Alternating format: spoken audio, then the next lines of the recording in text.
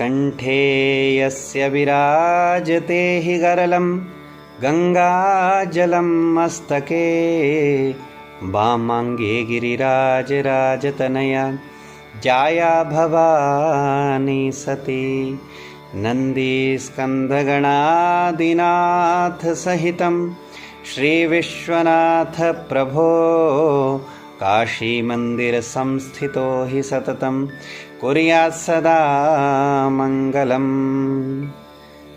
नमस्काराः मित्राणि, अद्य अस्ति श्रावणी पूर्णिमा उपाकर्म महोत्सवः।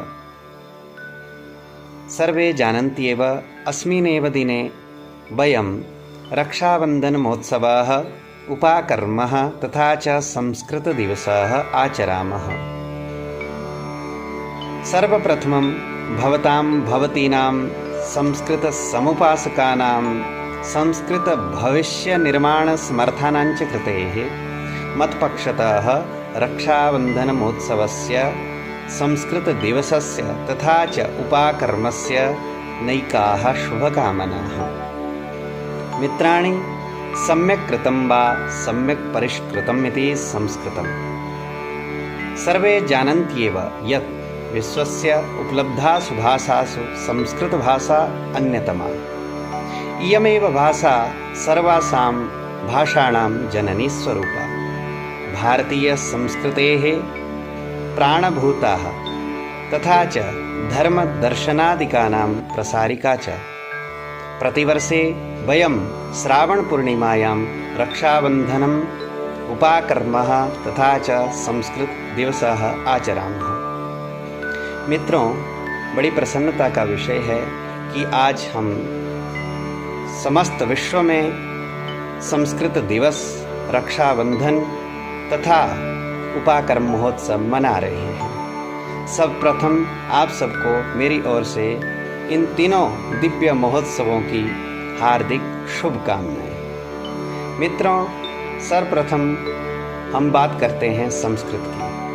संस्कृत हमें सुसंस्कृत करती है, यह संस्कारों का बीजारोपण करती है और गुणों का आधान करती है।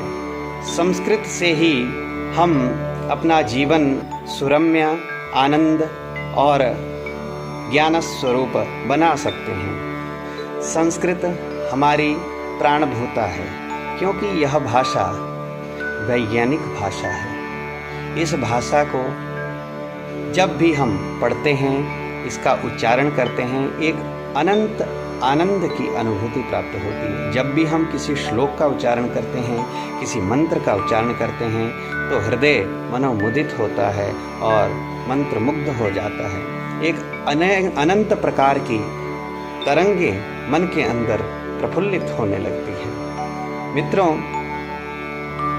इसी दिन श्रावण पूर्णिमा के दिन जो हमारे लुप्त वेद थे, जिनको हयग्रीव नामक राक्षस ने छुपा लिया था, तो भगवान श्री विष्णु ने हयग्रीव रूप में अवतार लिया और लुप्त वेदों को प्रकट किया और हयग्रीव नामक राक्षस का उद्धार किया।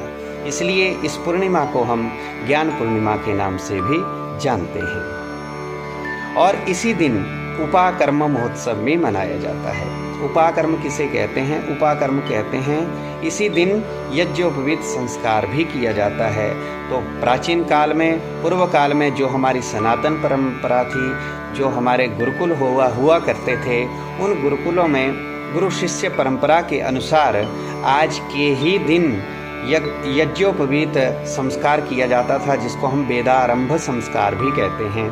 और इसी दिन से विद्या अध्ययन प्रारंभ होती थी और गुरु के समीप शिष्य बैठता था और शिष्य आज के ही दिन से जो है विद्या आरंभ करता था, अपना स्वाध्याय प्रारंभ करता था। दो बहुत ही पुण्य महोत्सव है और इसी दिन यज्ञोपवीत पूजन और यज्ञोपवीत संस्कार किया जाता है।